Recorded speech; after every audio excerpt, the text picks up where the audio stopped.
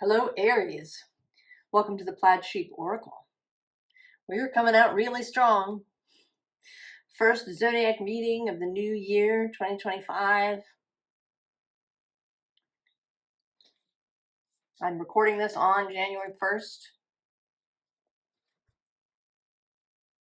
And your card, rather beautifully, is from this Cantigee Oracle, and it's Your Delight Charms the World. Now, this deck has these little stories that go with each card, and I'm not going to read the whole thing. Essentially, what the card talks about is that you spend a bunch of time kind of seeking, maybe starting, maybe searching, and it's all very frustrating and irritating and demoralizing. And at some point you just sort of plop down and you stop. And when you stop, then you allow yourself to, kind of be where you are. And it's really, right, it's kind of trite, isn't it? We say that, be where you are, be in the present moment. But there are reasons, of course, that things get said a lot. And Aries, I know very well, does have a tendency to want, to want the new thing, to want to start, to want to try something new, to want to plant another new seed. And this can be really beautiful, the energy of beginning.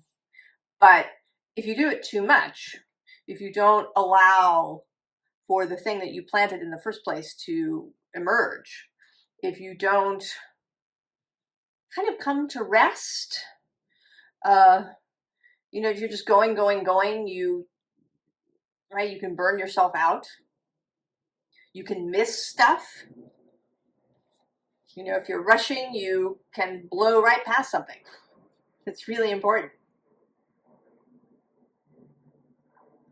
So there's this sense that you're finding the ability to do that, to stop when it's appropriate,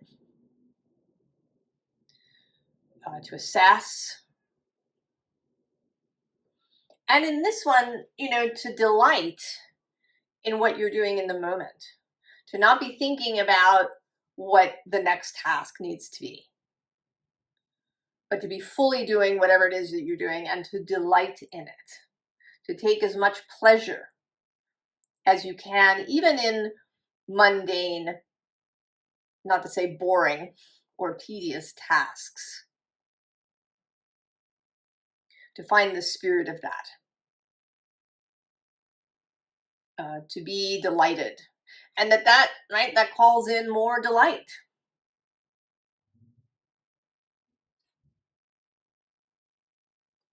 Now, the visible underside is the dawn that follows the prolonged night. Feel that's sort of self-explanatory. And actually, I'm seeing just now, right below that, is the chasm shrinks as you step across.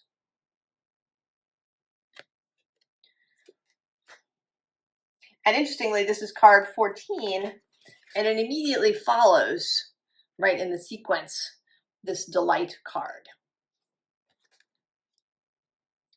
And then the unseen underlying is the you are seen. Now, the other thing that's happening here is all these eyes, right? There's this giant eye here, and then there's an eye in this tree. And there's all these eyes watching. So there may be something about being seen. It could be socially. You might be widening your social circle. If it shrank noticeably in the last bunch of years, it might be widening again. And it seems like it will be because you are engaging in this delight.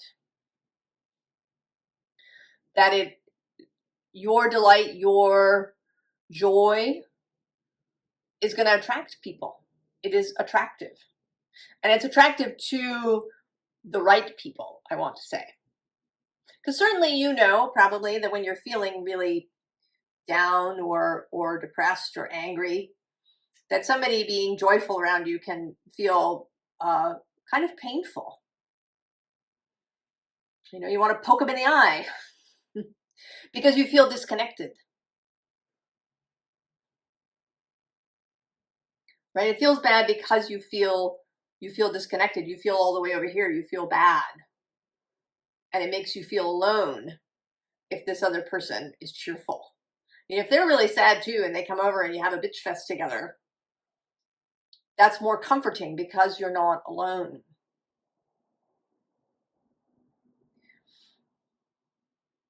So there can be a tendency when we're in that state to attract more people that are like that. But this is a joy attracting the joyful, delight attracting the delightful. And there may also be something that you are seeing. Something in your immediate vicinity that you've missed, perhaps because you were rushing through there, or because maybe you were in a state of melancholy. And I don't, none of that is to criticize that. Sometimes we have melancholy, we have depression, and we work through it. And then when we come out the other side, often we can see more than we saw before. And it may be that you're seeing someone around you. I do have that sense that there's someone in your immediate vicinity who maybe needs some help, or who might benefit just from your presence.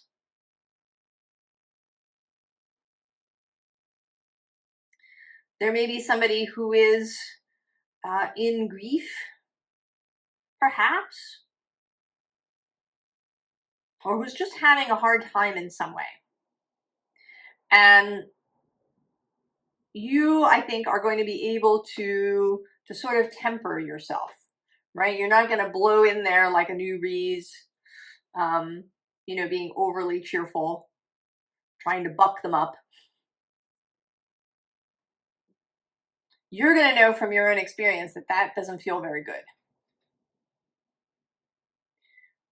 But, just your quiet delight.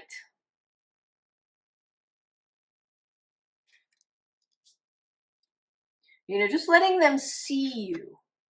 You don't have to, it might not even be so much about an intense interaction. It may just be that they observe you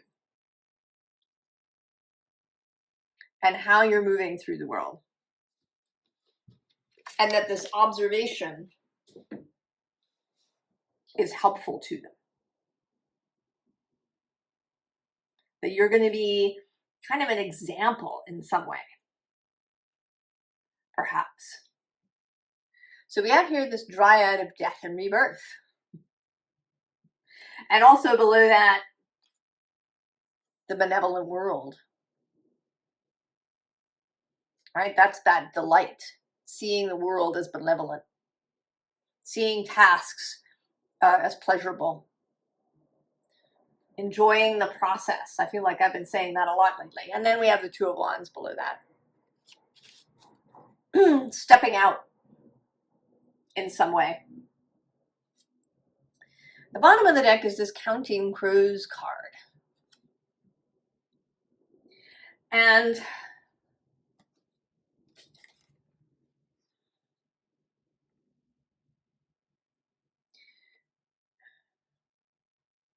it seems a little bit like this is a process that's been happening that maybe you didn't know, right? It's the unseen underlying. But there's a change here, right? There's an atmospheric change, there's more light. Your dress has gone from being this deep black to purple, right? Your hair has lightened and changed to red. The crows are closer. So there's been this process. And then we have the Three of Pentacles. And maybe part of this process has been reaching out to somebody. Maybe somebody has reached out to you. There's something sweet, something kind, because we also have the Knight of Cups. There's a heart-opening feeling here. This may also be a meeting with your fellowship, your guides, right? We have this moth as well as the butterfly. So, you know, a more nocturnal, spiritual, and then the more day self. So, you know, this may be your own soul that you've been communing with.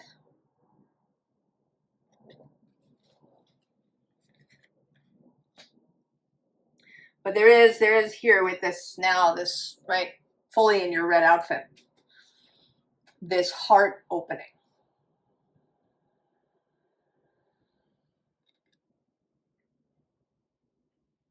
This, you know, perhaps coming home or coming to a place that matches.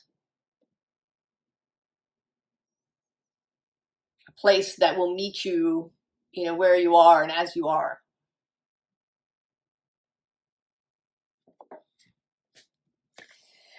And then this feels like that person. The person who's seeing you. They may be, it may be shyness. It may be fear. There may be social anxiety. If they have been through some really difficult thing, you know, perhaps they lost someone, a death in the family, or some other, you know, big loss. So they've been, you know, in a cocoon themselves, right? And they've got all these swords that they're holding on to. Almost a little desperately, right? I need to cling to these thoughts. These thoughts have gotten me this far, and I need to stick to them.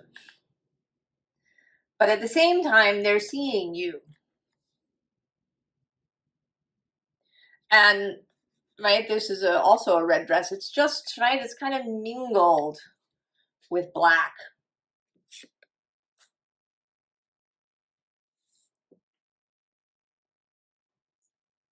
So there's a spark of interest, something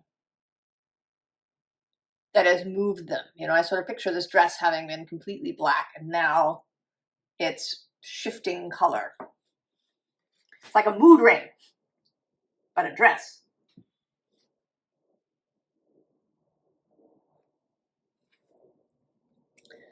And then there's you again, here as the Elder of Water, as someone who, you know, is kind of, right, they've been through it and out the other side. You've discovered the gifts of the difficult times, the ways that you can take difficult times and, you know, transform them into beauty. The alchemist, the Elder of Water is alchemist. All right, there's the lotus flower, which is kind of the traditional symbol of this because it grows from the muddy bottom of the pond. And below that is this Two of Air.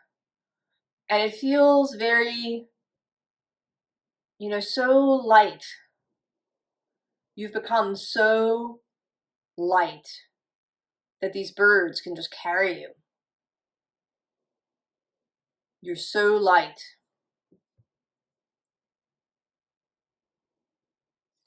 that you can, you know, shift in the wind. And then this Knight of Air has been coming out a lot. And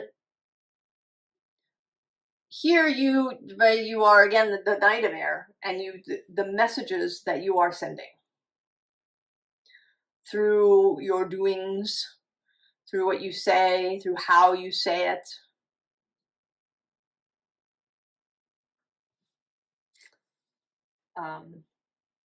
There is a requirement here for awareness,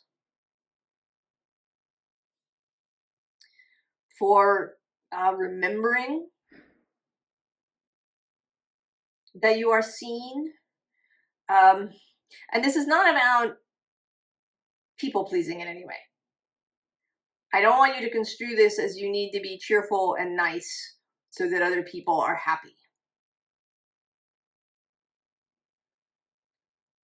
You are joyful and cheerful because that is now your natural state of being. Not because you're trying to do anything for anybody or, you know, be anything for anybody. But there is a mindfulness in how you express this joy. You know, that you don't rush into somebody's life.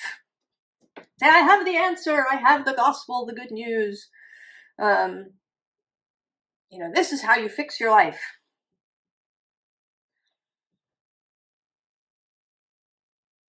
Just to be, right, to be mindful of the spaces you're in, of the people that you interact with. It's really about kindness. Observing how people are and choosing kindness. That it's not your aim to fix anybody or solve anything. This is kind of Aries at its most fundamental of I am.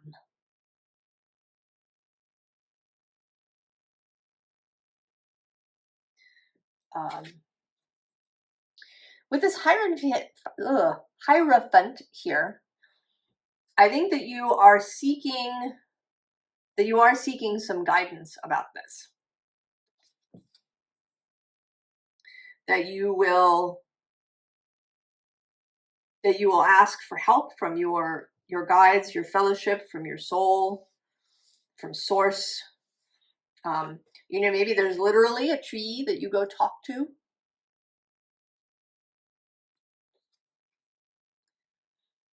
It could also be a person. There may be a person. Because, you know, this doesn't mean, of course, that nothing will ever make you stumble or that you won't get aggrieved about something. As you know, this is not perfection that we're after. And Aries is not normally a card that one thinks of as asking for help.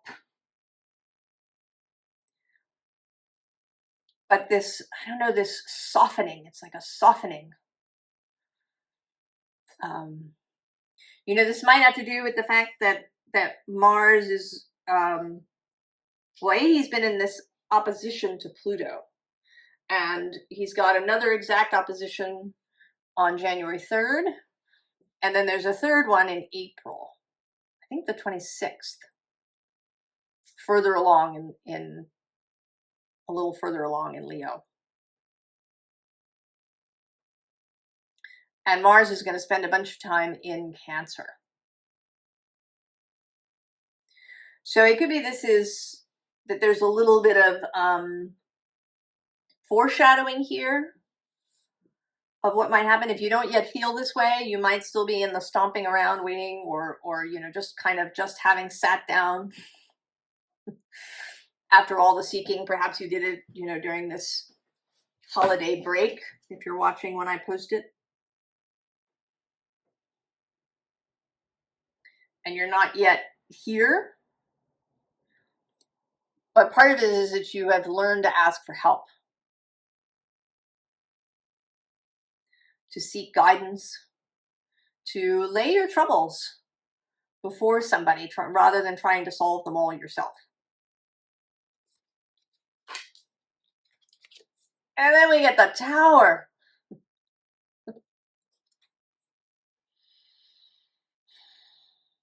And this too is something that is going to be seen.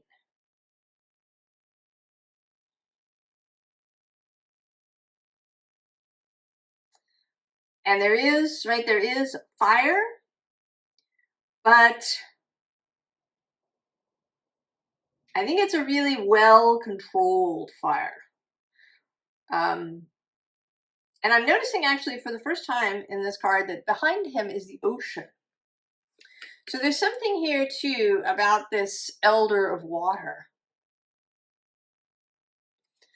that the influence of that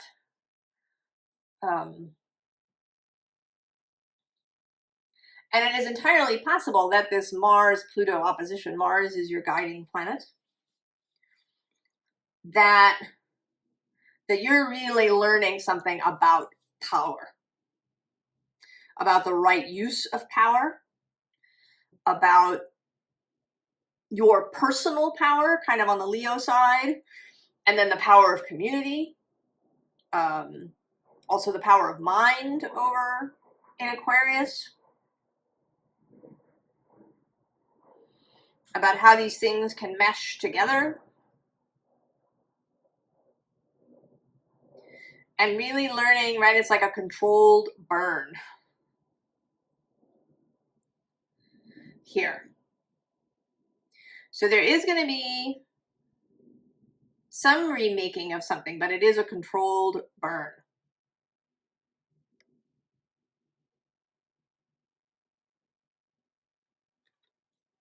And you're not alone, because here in this moon, there's all these, right? There's these spirits around you. And, you know, there's your soul here in the reflection.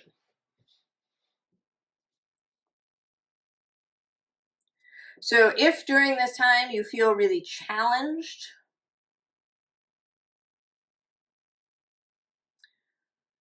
if you feel, you know, if there are moments when you feel maybe a little out of control, like something might be wanting to take you over, because it can feel that way. I have certainly experienced this. Right? If it feels like the burn is, you know, going to sort of surge out of control, this quiet place, right? This place of introspection and communion, maybe with spirit or with another person, sharing with someone, you know, when you feel this way, having a trusted ally with whom you can share.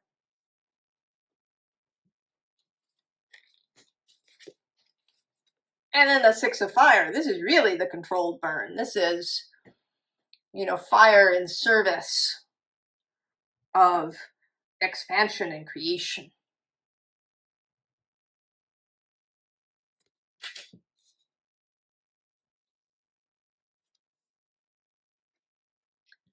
Stability, the Four of Pentacles. And on the bottom here is the Magician. So there's that power. But it's right, it's kind of under the surface. And this too feels like something that's been growing slowly. That, you know, they're sort of slightly transparent in some places, a little bit, these rings, and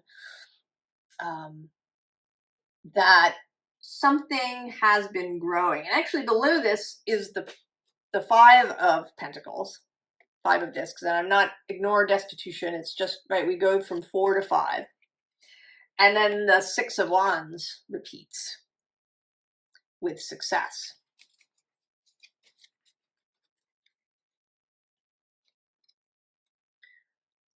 So something has been growing, building.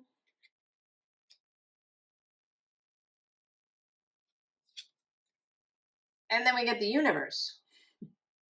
Right? Like completion. But it doesn't, I don't think it's actually completion. This feels more like takeoff. Almost like there's a countdown. And we're taking off, because then the next 3 cards are about a kind of mastery of holding whatever this is that is coming into being. We have the Knight of Discs, reliability, persistence, commitment, all of those Knight of Pentacles words.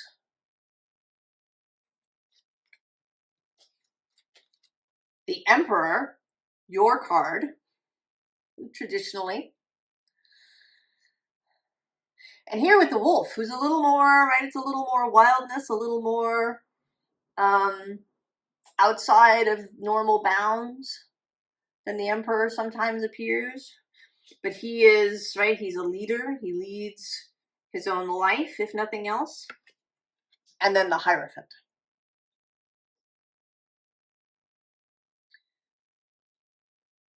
With the spiritual aspect, there may be a teaching aspect that you're going to teach something to somebody. And that's a little more active than this, you know, kind of being an example thing. That is stepping up and actually actively teaching something. And also the above meeting the below.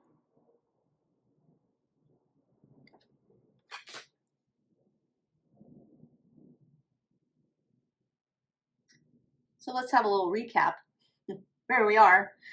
So you're finding, Aries, that you're essentially feeling better, I think, is the bottom line. That however, whether it's last year or a bunch of years before that, it doesn't matter. You've been living in a kind of frustration. Never quite reaching things, or, you know, starting, trying, efforting, you know, moving from thing to thing because it doesn't work out, not finding the thing that you want. And through this process, you've been learning things, experiencing things, running into things, talking to people, reading things. And now it's, right, it's like gotten through. And you've paused, stopped the endless going. And you're finding the delight in life, in yourself.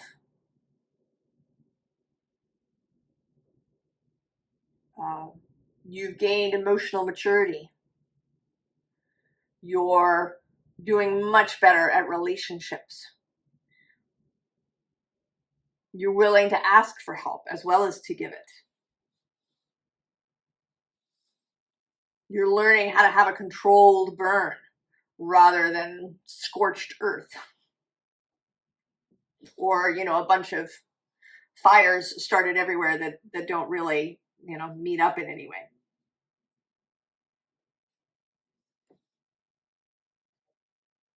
And something that has been happening sort of quietly under the surface through this process, maybe through your soul, who we see here in the moon. The moon is a kind of mysterious process. This may be all of that Pluto transit that we had since 2008, Pluto squaring Aries.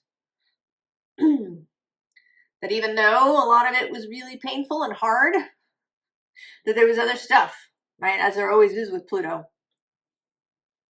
And now it's coming into being. And you have gotten to a place where now you can hold it. Now you have the skills, the experience, the confidence. Because it is the universe. It's kind of a large thing. And it might, largeness, of course, is relative. It could be that you're, being made CEO of a company. Or you get elected to office. Or you, complete all of your training from medical school. Or, it's an entirely kind of personal, emotional thing. You're ready to commit to a relationship, right? Maybe to get married or to have a child, which is a really big thing, right? Everybody does it all the time, but it's very significant, yeah?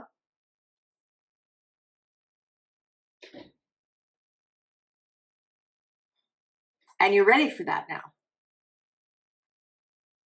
Knight of Pentacles, Emperor, Hierophant.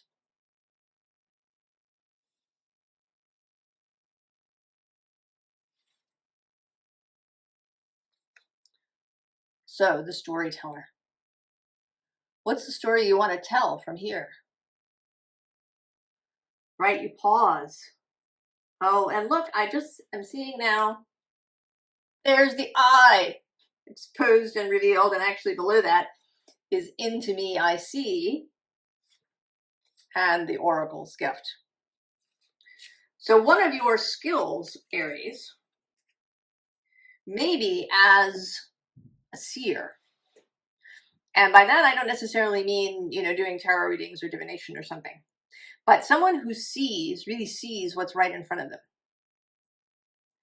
I could picture this as being a consultant who goes into companies that are failing or having a lot of problems, and really being able to see what is happening. Where, right? What are the problems? Is there, kind of a central nub? What's the crux of the issue in this place?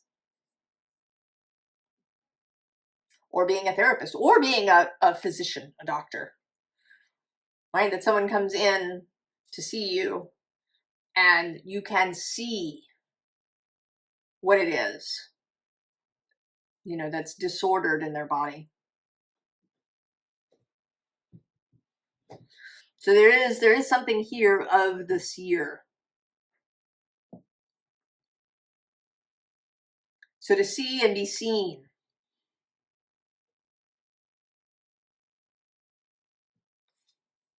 Great big love on the bottom, of course. Because that's what it's all about. I have a small theory,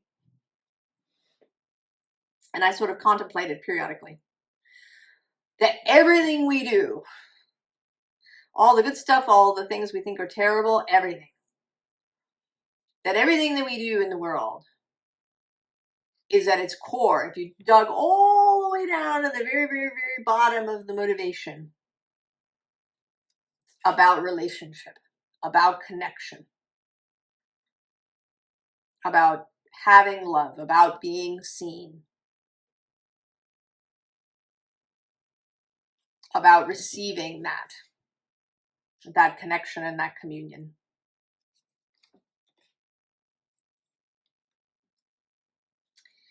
And then this says let it go, but I actually don't really think that. It's more about, right, this connection between the two birds.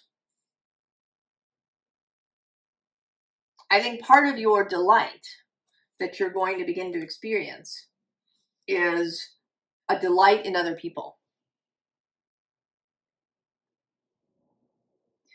That this ability to see, will let you really connect to people. You're not going to be judgmental. I mean, you have judgment. If someone isn't for you, they're not for you. You're not going to force yourself into it. But you're not going to be judgy.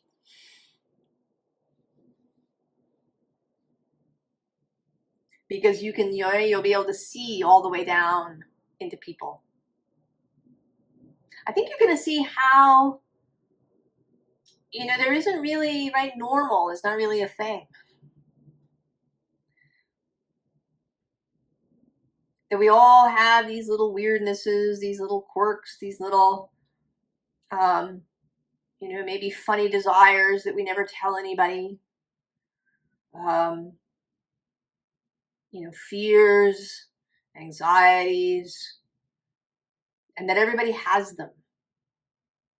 That maybe if in the past you thought all of those people really had it together, that you were the only one who was wandering around not knowing what to do, that you're going to begin to see that everybody has places of fear. Everybody has, challenges and difficulties, and that it may not be as easy as it looks. That people may be struggling on the inside, even though you can't see it on the outside. And so the power of purpose. Whatever your job, profession that you do to make a living, this is kind of its own thing. I mean, you may make a profession out of it if you do that consulting job or you become a therapist, where that's kind of a primary crux of things. But I think that this ability to see and to understand, to really see people, and what a gift that is to people, to be seen and to allow yourself to be seen, to be open-hearted. I think you could use that everywhere. I don't think you could name me a profession where that wouldn't apply. And that this will really create a sense of purpose for you. Yes, you have this profession, maybe you really enjoy it and you go and you do it, but this is like a heart purpose. And I think that's a little Plutonic as well. Certainly it's a Mars trait, right? To go, to have purpose, to have the commitment, the quest. And then a burst of magic. How things become magical when we embrace the purpose, when we open our hearts. Formal advice. The Star. And right below that, the Three of Cups. Abundance, also friendship, celebration. And I'm seeing now below that is the Lovers and the King of Cups repeating. And I'm going to go one more. Actually, there's the Four of Wands with perfected work. Oh, and then there's the Fool, who I associate with you, Aries. Because he's so, right, the Fool is lighthearted. The Fool has delight and wonder in the world. And he's not, right, he's not out there, kind of imposing that on other people. He shares.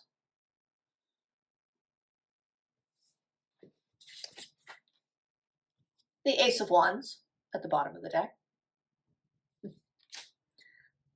The new inspiration. So then we have the World, which I think is to say accepting this purpose. Being willing to take this on, because it is, right, it is a responsibility. It's something that needs to be attended to, nurtured. You're going to learn more as you go along and interact with more people as you're doing this.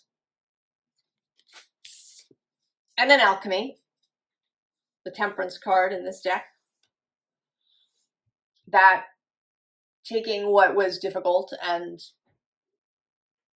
turning it into the blessing. What did it give me? What did I receive from this? How can I use that now?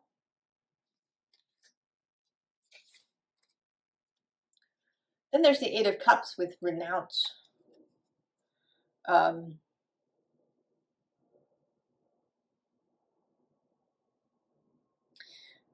There may be, there certainly may be things that need to be renounced, ways of having moved through the world. But I'm actually seeing this card as I look at it, less as this renunciation and more as this coming to the water's edge. Right? This ocean that's here.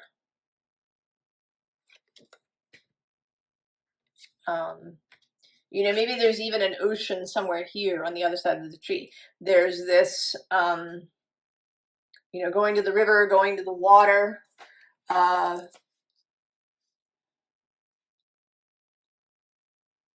Being willing and able to lay your own troubles down. Being willing to allow spirit in particular, but maybe also other people, to help you with your burden.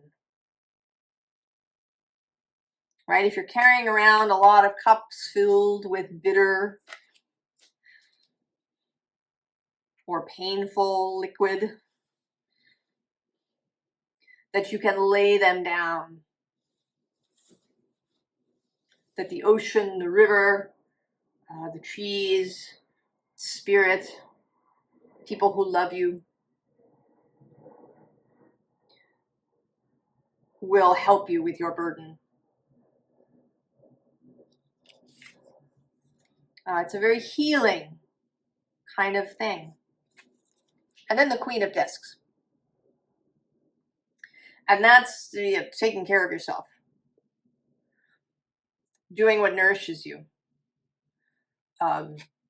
If you find yourself going off into that headspace, doing what you need to come out of it. And a reminder to take delight in the world.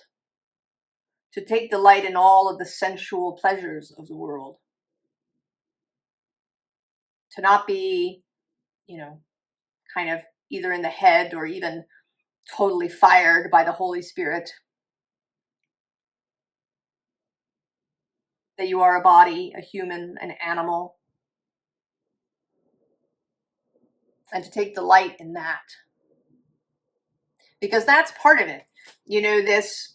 This person who's seeing you, or maybe over time, many people who see you. I think that a lot of it is going to be in person, right? Animal body to animal body. And so this, it's like this red dress runs all the way, right? Runs deep. It's like your skin. And to take care of that. To take care of yourself, your body, your being. Your own pleasure. Because that will be seen by others as well. Aries. This is a very serious beginning. I hope that it feels like a delight to you.